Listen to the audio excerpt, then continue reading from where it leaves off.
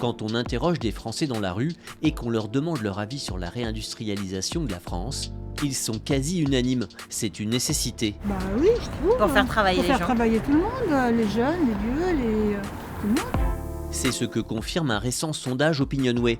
8 Français sur 10 considèrent que la réindustrialisation du pays est un enjeu prioritaire. Clairement, je pense que c'est très important, surtout vu l'histoire de la France avec l'industrie. C'est bien de la mettre à jour avec les tendances actuelles et surtout les besoins en termes d'écologie, en termes de respect de la planète. La plupart des Français accepteraient même l'idée qu'une usine puisse s'installer près de chez eux. Oui, c'est possible, mais à condition de respecter certaines conditions. Si c'est une usine qui fait pas trop de bruit et qui permet d'avoir de l'emploi dans, par exemple, ma ville, je pense que c'est vraiment une bonne chose. S'il n'y a pas de nuisances visuelles, olfactives et sonores, et si la sécurité est garantie, 9 Français sur 10 sont prêts à vivre près d'une usine. Une façon de préserver la souveraineté de la France dans différents domaines. Énergie, pharmaceutique, Agriculture peut-être. agriculture, l'armement.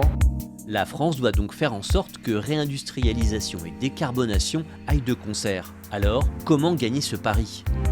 À Lac, près de Pau, l'ancien site gazier se reconvertit. Sur ces friches industrielles, demain, on produira de l'énergie décarbonée. D'ici 2030, le niveau de l'emploi y sera même 20% plus élevé qu'au pic de l'époque gazière.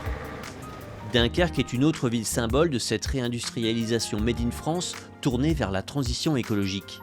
20 000 emplois y seraient créés dans la prochaine décennie. Photovoltaïque, éolien, hydrogène, les investissements en faveur d'une nouvelle industrialisation verte convergent également vers Fos-sur-Mer. 3 territoires qui illustrent parfaitement les défis qui se posent à nous pour réussir cette aventure industrielle, avec 2 types de conditions.